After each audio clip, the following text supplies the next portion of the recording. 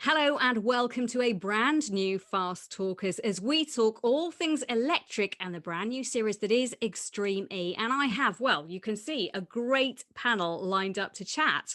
Let's start off. We'll go to David Garrido from Sky because David, you have been, I suppose, deeply rooted in all things Extreme E for at least the last couple of months. You know all there is to know about it. Oh my goodness, what a statement, what a billing. I'm not sure about that.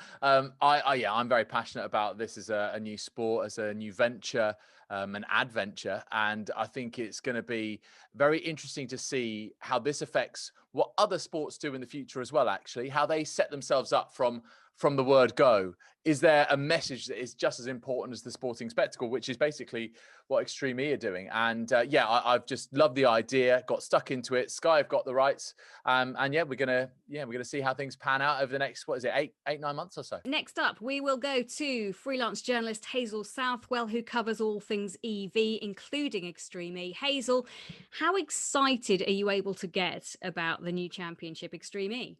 I'm extremely excited. Very good. I think it's something that is genuinely thrilling about Extreme E. Like when you go beyond the technology, when you go beyond like the format and everything to do with it, no one has any idea what is about to happen at the first event.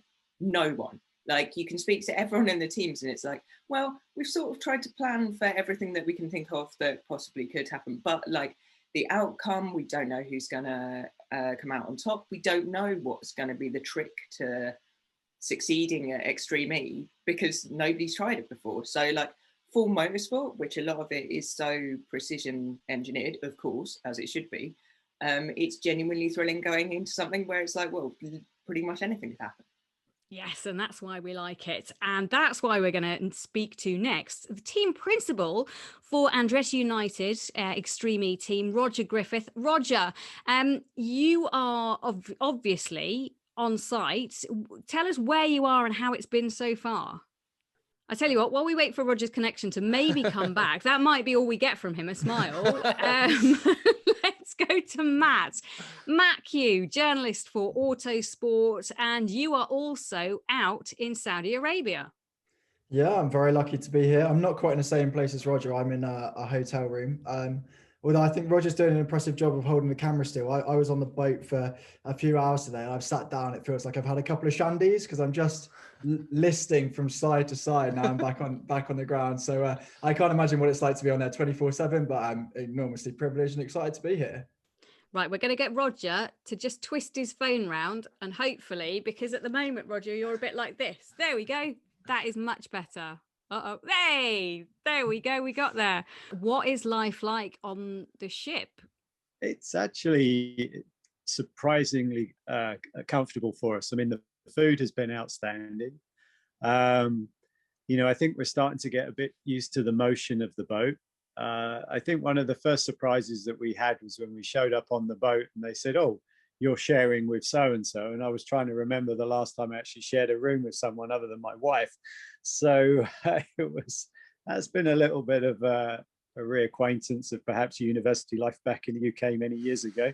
But who no, have they made it's you really share good. with, I mean, Roger? the refit, with Johan from QEV, so one of my competitors. But fortunately, I know him reasonably well from our Formula E adventures. But no, I mean, the refit they've done on the boat is unbelievable. You never know it's an old Royal Mail ship. It's pretty well appointed. They've got some great chefs. They've got some great staff on here that have been taking care of us. And it's been really good to have drivers and team principals and all of the legacy team aboard the boat. So it's been a great kickoff to a new championship, and we're super excited. Tomorrow morning, it's an early start for us. 6 a.m. We transfer to the mainland, and then we head over to Alua for the fun of the race event. So the real racing starts tomorrow, I would guess. How much preparation work have you been able to do, Roger? Because obviously, as you say, this isn't a normal sport event. This is in the middle of nowhere. You haven't had your hands on the cars because they go on the ship and then they get, taken to the venues. It's very strange. For a group of people that's used to having you know, a racetrack that you're very familiar with, and lots of opportunity to run simulations and run in driver in the loop simulators. This is raw motorsport. You know, we're going to be showing up. We don't really know what the track looks like. I'm not sure the Extreme E guys, they're still working out a few kinks perhaps over there as well. But no, I mean, I think in terms of preparation of the car is ready to go. There's been a number of updates to the car since we last ran in Aragon back prior to Christmas. We've, as you say, the car's been on the boat. So whilst we've known what the updates are, we haven't actually been able to physically do them until we arrived in Saudi Arabia. So the mechanics and engineers have already been in today. So they've been working on the cars. I think they're in pretty good shape. They were trying not to have too late a night tonight, knowing that we've got still a long way to go this week.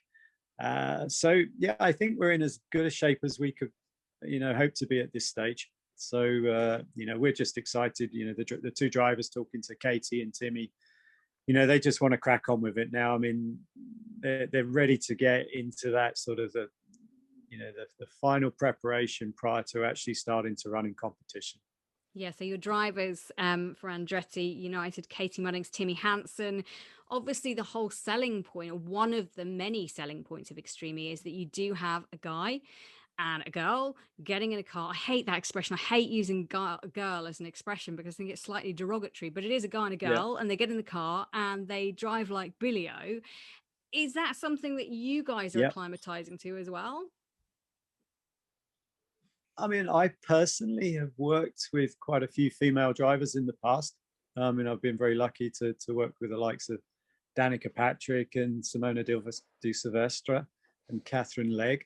So for me, at the end of the day, it's just another driver. It's a racing driver. It doesn't matter whether it's a man or a woman. I think the bigger challenge has been two different types of driving style, two different physical people in terms of stature, two different levels of experience. So that's really been, you know, the challenge from my perspective. And that really doesn't matter whether that was a man or a woman or two women or two men. You know, it's just two different drivers.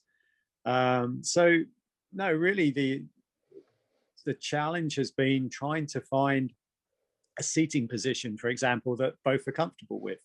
Trying to find, you know, Katie is, you know, she weighs 55 kilos and Timmy weighs 70. So, you know, we've got to find a seat solution that works for both of them. We've got to find you know, visibility for both of them. We've got to find a car setup that works for both of them. So that these are the challenges that we have. It doesn't matter, you know, their sex. So for me, that's not important. But I think that the concept that Alejandro has come up with of gender equality in motor racing is absolutely unique. You know, after he came up with it, you start to think, well, why didn't we think of this before? You know, so it's just one of those sort of light bulb moments. There are certainly a lot of drivers to be excited about, I think, and nobody knows which experience is the right experience or the best experience. So I don't want to whip around everyone. We'll start with Matt. Which drivers do you think have got the best chance of doing amazingly?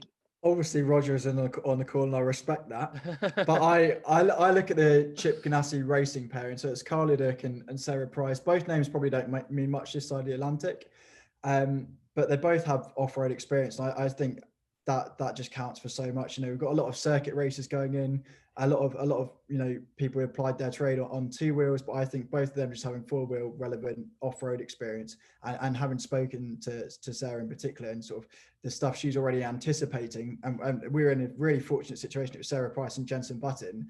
And it's not often that a Formula One world champion is sat there going, oh yeah, I hadn't thought of that, or you know, and learning off a name that most people won't have heard of. So I look at those two and think, yeah, that's probably an early contender, just having that stability. I think the one driver, and he's not the biggest name, although he's actually done absolutely everything. But the one driver who like kind of ticks every possible box you could is Stefan Sarazan, who's driving for Veloce, because he's done electric motorsport. He was really good in Formula E. He was the driver who, for quite a while, you know, you booted out someone who wasn't necessarily coping with the car very well, and you got Stefan in because he could just get in and get on with it in what's quite a weird series in Formula E. He's also got tons of rally experience, so I don't know if there's anyone else on the grid that's got that range of experience, but also, and I'm so shocked that it took so long for her to be signed, but Michaela Arlen-Kotelensky, who's the female driver for Jenson Button's team, did all the test driving for the Odyssey. So like, you've got to surely rate that as like a pretty significant advantage in terms of like familiarity with the car, and just knowing how, like, you know, she's tested the tires to the limit. So that's got to be worth something. So I absolutely agree on Sarrazin. I think that that's a very smart suggestion because of just the varied CV that he's got. I think it's a really interesting dynamic actually with him and Jamie Chadwick.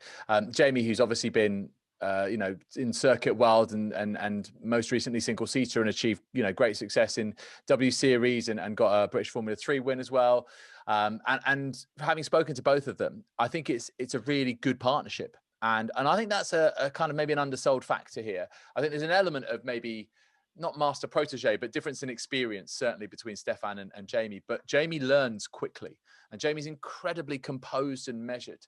And my God, is she determined. So I think that they're definitely a team to watch. Veloce seemed very well set up. I know that Timmy was also involved in some of the testing involving, the car right at the start as well. And I really love the sort of bond that he and Katie have got together. They spent some time over in Sweden together. Katie's been raving about the pizzas that Timmy makes because he's got his own pizza oven and blimmin' loves pizza, is obsessed with pizza. Drove 3 hours across Sweden to go to the best pizza restaurant.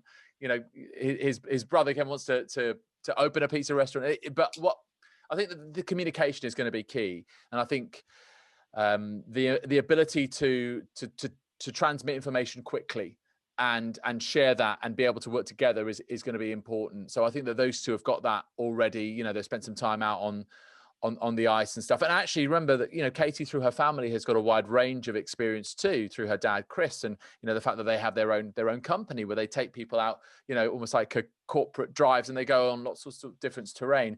The other team that intrigues me though is Rosberg. And I think I like the setup of Molly Taylor. There were lots of teams talking to Molly and Nico got her over the line.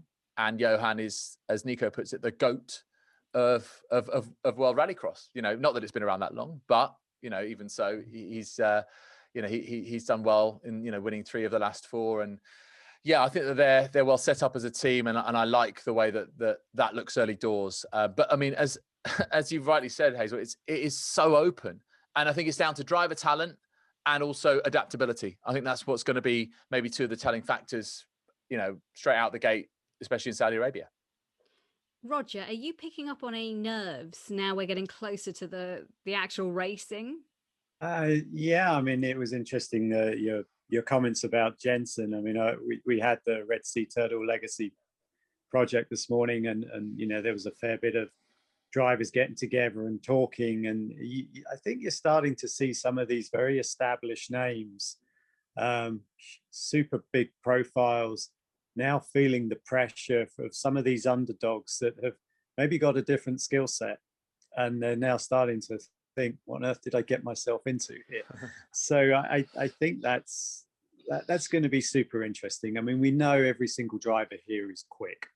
That I think that's a given. They're coming from all different backgrounds. We've got all different types of terrain over the championship. I mean, so you talk about Sarah and Kyle on the Ganassi side. They've got a particular type of off-road speciality, which is sand, really, and the sort of short oval racing that Kyle's done. But then you look at the rallycross guys, adapting to 4-wheel drive cars, adapting to different surface changes. The difference between the rally drivers and the rallycross drivers is, the rally drivers are on their own. It's just against the clock.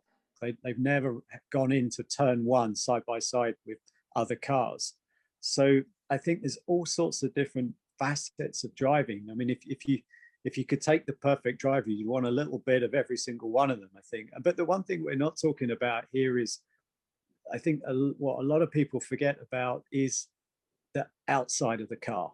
You know, we always talk about people inside the car and how they perform and all the rest of it, but there's, you know, the thing with motorsport now, it's global, and you know, to be successful you need sponsors, and you need to have good communication, and you need a good presence in front of camera. So you also have to find people that can translate, people that can, you know, put them in front of a sponsor and they can communicate well, they're good on camera, they can be funny, they can be you know, they can tell a good story. So it's, you know, that's all part of it. Roger, can I ask a question about your experience with the drivers? Because so much of motorsport is, you know, let's be honest, about being selfish, having the car exactly how you want it, focusing on whatever you can do to make yourself as fast as possible. So what's it like now they've got to be involved in these legacy programs, the environment, and sort of broaden their horizons a bit?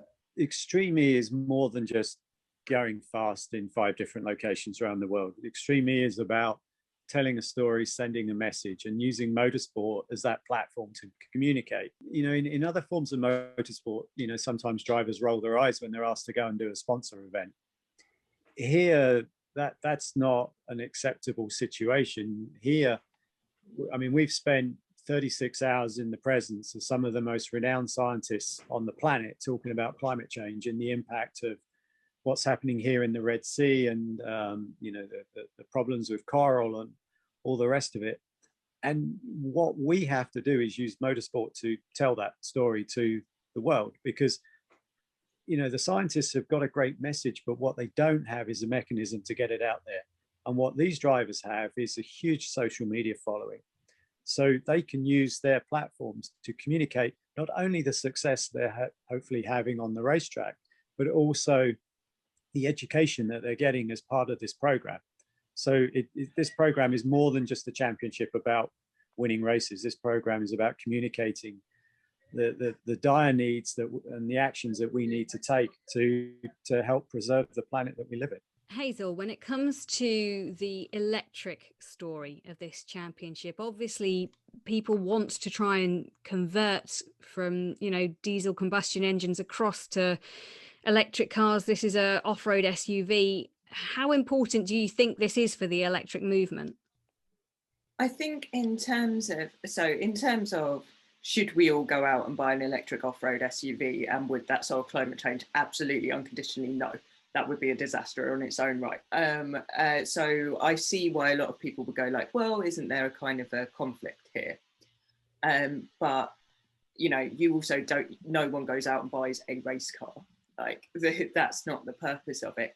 But the point of showing an electric vehicle in a really rugged circumstance, electric vehicles getting damaged, getting rolled, getting chucked around, and having to survive that and be repaired and undergo this incredibly intense series where they're going to be in a desert. So overheating is going to be a problem in Alala. And then they're going to go to very cold climates. So you're going to have to try and keep the minimum temperatures high enough, because batteries don't like getting cold. They actually almost hate it as much as getting hot. And the challenges and the dirt and everything, like, people think of electric vehicles as almost delicate, as sort of quite light, or not actually lightweight because batteries weigh a lot, but vehicles without lots of horsepower, without the ability to hoon up 130 degrees percent, sorry, not degree, that would be incredible, slope, yeah, to show electric vehicles in this different light where it is very rough and tumble, and where, you know, there's not very many mechanics who are able to come out with every scene. It's incredibly limited on personnel. I was speaking to Ian Davis, the team manager for Veloce, a couple of weeks ago, and he said he had to get Jamie and Stefan high voltage certification because they may well have to repair their own car.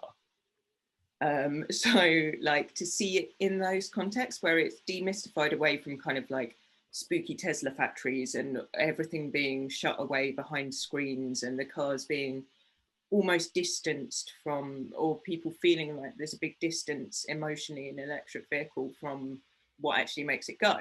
This is a completely different thing. And I think it's probably going to get a lot of people really excited who have never bought into anything hybrid, have never bought into anything electric, and who you couldn't get that buy-in with for something like Formula E.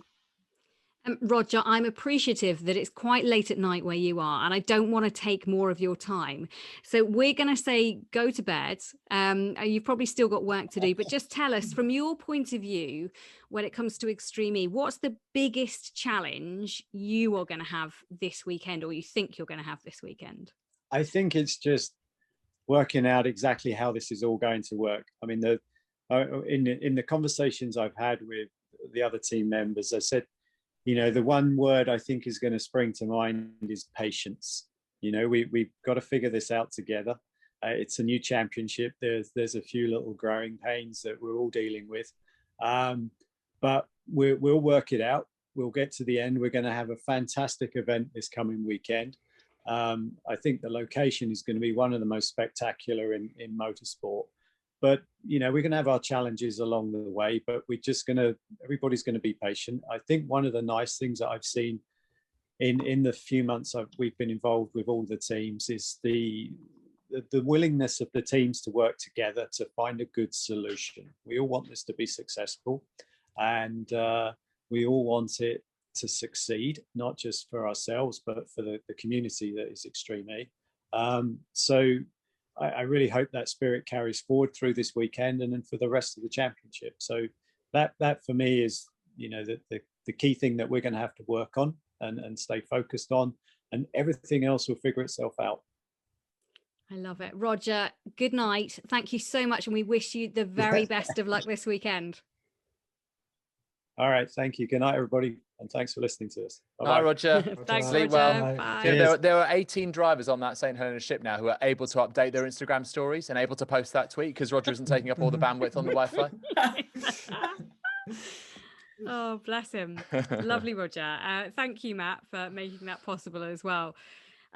Matt, very difficult, obviously challenging when you've got a team principal from a team, and I made you do the worst thing possible of all of you having to say which teams you thought were going to do well. But I think the quality of teams that they actually have, the quality of drivers, the locations, that's why people are genuinely excited about this. It's why it's being broadcast across the world to millions of people, because, Matt, it's something that I think people at home can really latch onto and be excited about. Yeah, the way I put it is I think the best thing that happened to Formula E in the first race was a massive, massive crash. Fortunately, all the drivers were okay, but it sort of went viral on Twitter. And Extreme E's equivalent, I think the best outcome is that, you have Lewis Hamilton or Jenson Button or Nico Rosberg's team winning because they're household name, or you have someone like Sarrazin.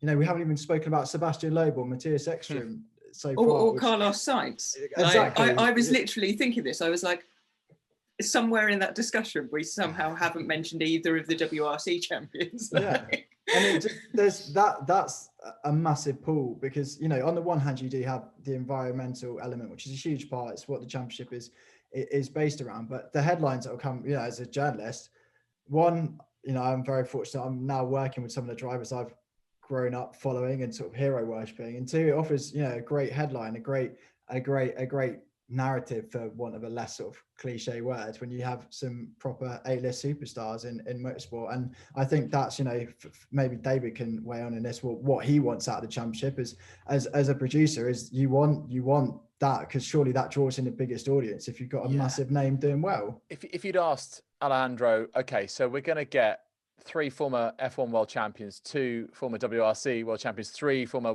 three World Rallycross world champions, one of them who's the current one, plus all these other drivers, who've had all this varied experience. These are the names you're going to have for the inaugural season. I think he would have ripped our arms off. I think it's such a strong field, a really intriguing field, and I think what I love is this idea that on the St. Helena there is a mixture of that sizing up and kind of working each other out. But as you heard that, I just think Roger put it absolutely perfectly.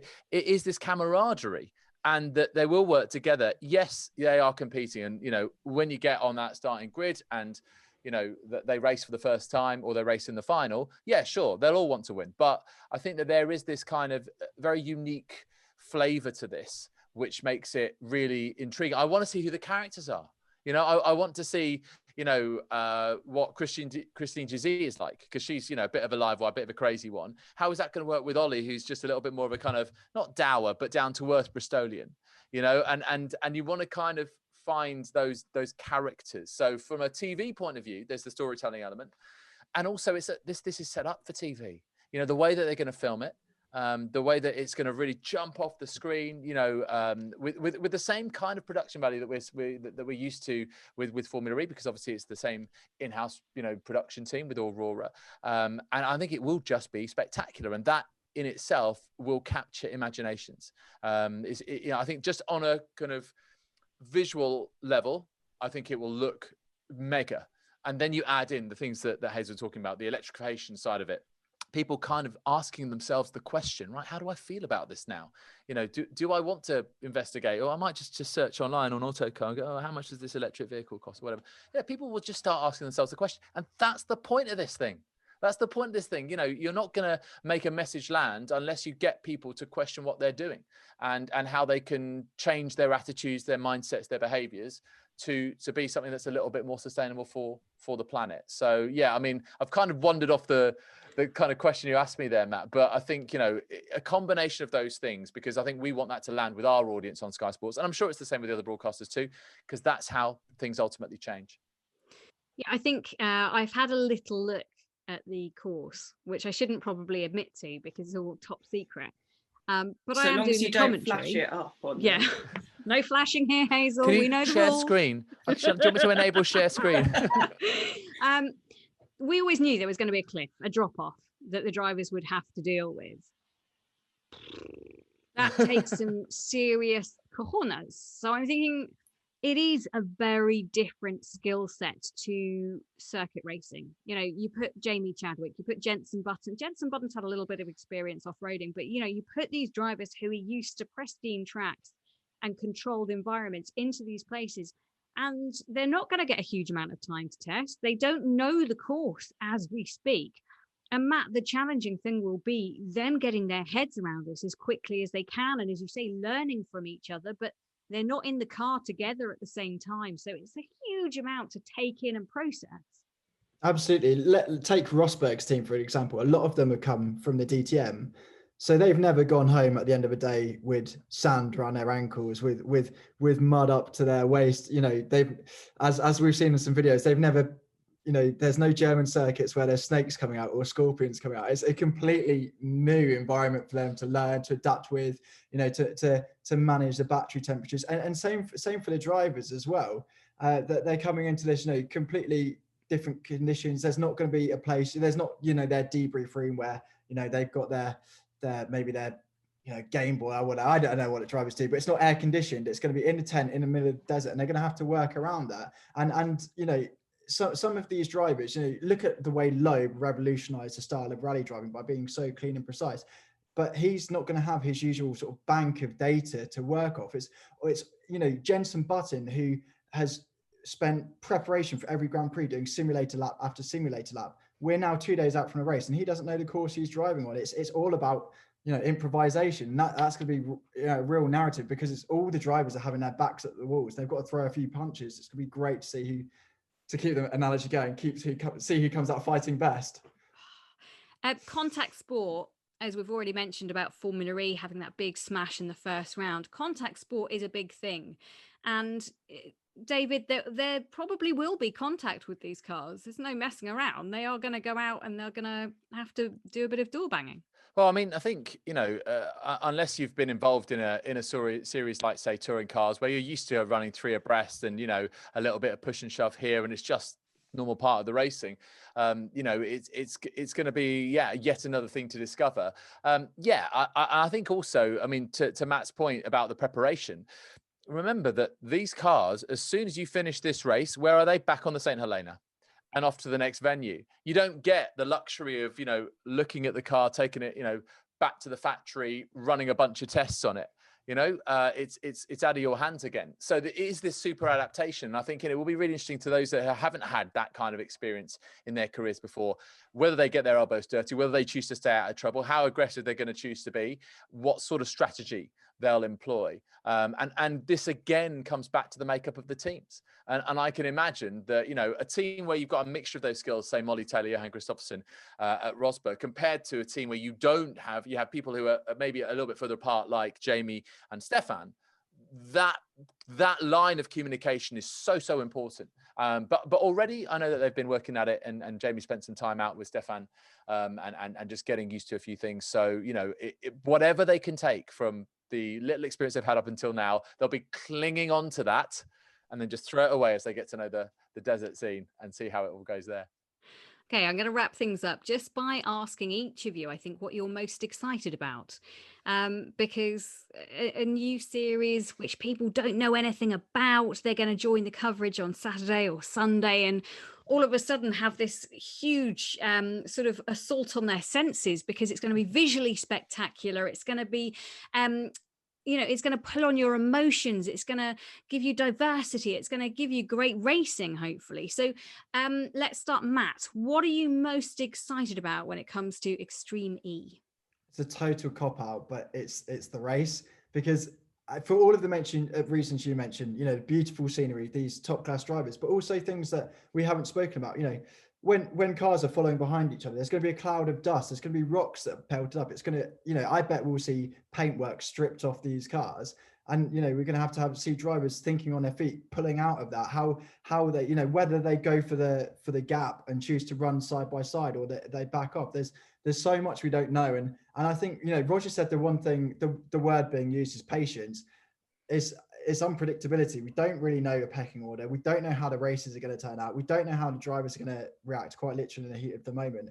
And, you know, the journalist in me wants a really easy race to write about, but the fan in me wants something mega unpredictable. And I really think that's what we're going to get this weekend. The journalist in you wants an easy story, Matt. Absolutely. I banish you. No, I don't really Well, banish he just you. wants to get back on the whiskies on the St. Helena, doesn't he? That's what that's all about. Should have asked you, Matt, what's in your cup? What are you drinking? I am drinking still water. Nonsense. I'm very It's Saudi pale. Arabia's finest dram, isn't it? That's what it is. Is it single malt? Absolutely not. They made it out there. I've been in the sun for more than 10 minutes today, so heat stroke's a possibility. So I'm on the still water. Love that. Hazel, what are you most excited about? I'm going to say something completely nerdy and over specific compared to Matt, which is that the cars that are going to be going out and racing are using materials that no other race cars have really used before. So I can't remember if I'm allowed to say this, but I'm just going to say it because I'm pretty sure it's going to go out in a release. I know you're not allowed to say it, but I'm not saying it, so you are. So you can probably get away with it. Well, someone just goddamn say it, please. Right. So the bodywork is made of hemp. Or some of the cars definitely have already announced. I know Veloce have already said they're using this, so I think it's probably okay. But yeah, there's this material made by a company called B-Comp, which is in place of carbon fiber, because obviously we don't want to be using loads of carbon. It's a environmental series. There's stuff that's literally just made out of flax fibers, and that it's a very clever thing that they developed. They actually wanted to make skis out of it, but then they realized it had other applications. And like seeing that withstand motorsport conditions, very rough motorsport conditions, and also the teams having to work with not just a new series and a new car, but like they don't know how it's going to thermally react, like how much heat it absorbs, and like how that will reflect on the car, how that will reflect even on the tires, which themselves are made out of dandelions. They're made out of this stuff called Taraxa gum, which I just had to Google, but that is the right word, which is, it's a sort of rubber-like compound which you make out of the gooey stuff in the middle of a dandelion stalk, basically. That's an oversimplification, but like it's. But I like it. It's a good simplification. But yeah, so that the fact that we're seeing, I mean, it is a bit like flower power is a stupid thing to say about it, but it's really interesting to see innovation on that level.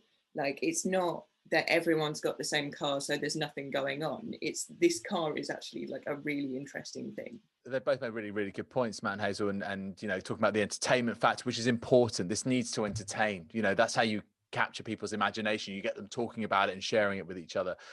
Electrification, which Hazel was about before, and of course, Extreme E is built on these pillars of E, isn't it? And equality and environment. But I'm going to have a different E, which is evolution. I'm really interested in how the series will evolve, what the stories will be that evolve, and whether there's someone who gets an early advantage, but then someone else who just learns quicker, smarter, savvier, and turns it around.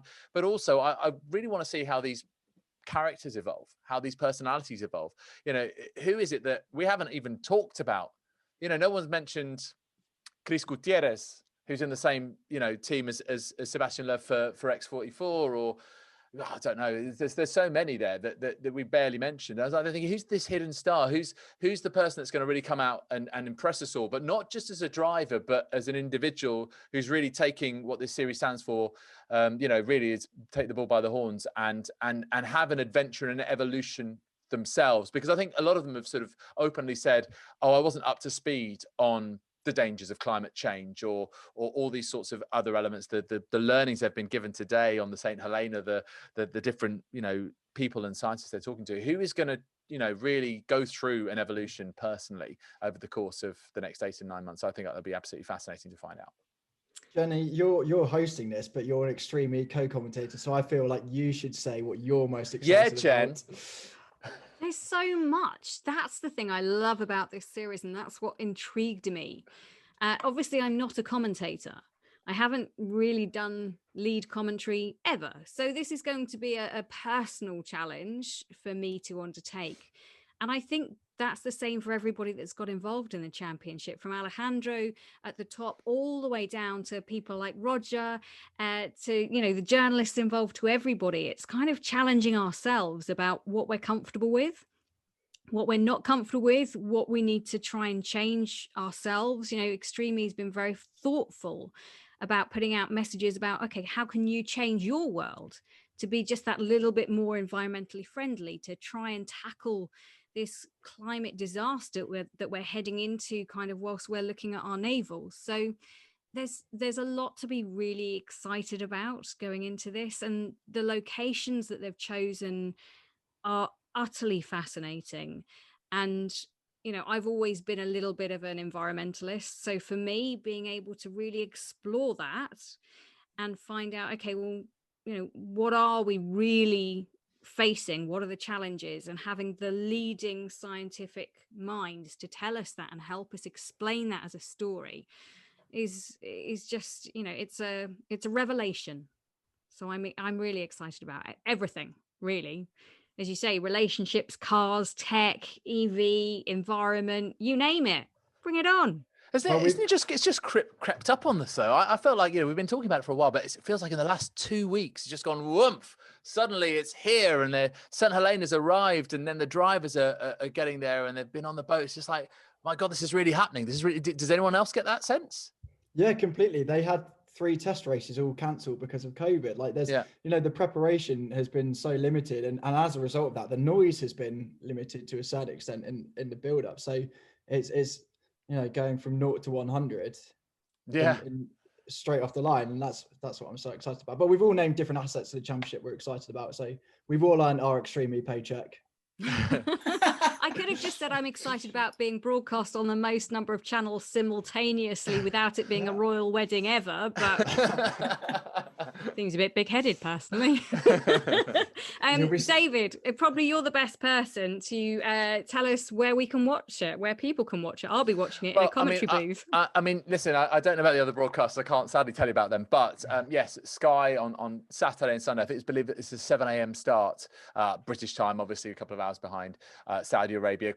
Every single qualifying session live. So that's, you know, rounds and races and semi-final, crazy race, final, the whole shebang.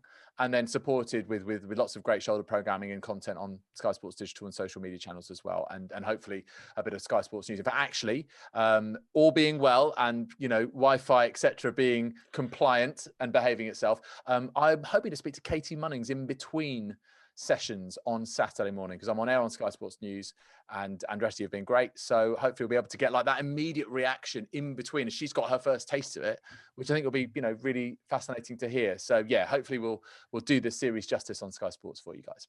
Good stuff. There's plenty of other ways to watch it. You can go onto the Extreme E website if you want to find out where you are in your country. You can guarantee it'll be broadcast. You might hear my voice, might be somebody else's, but it'll be great whatever happens.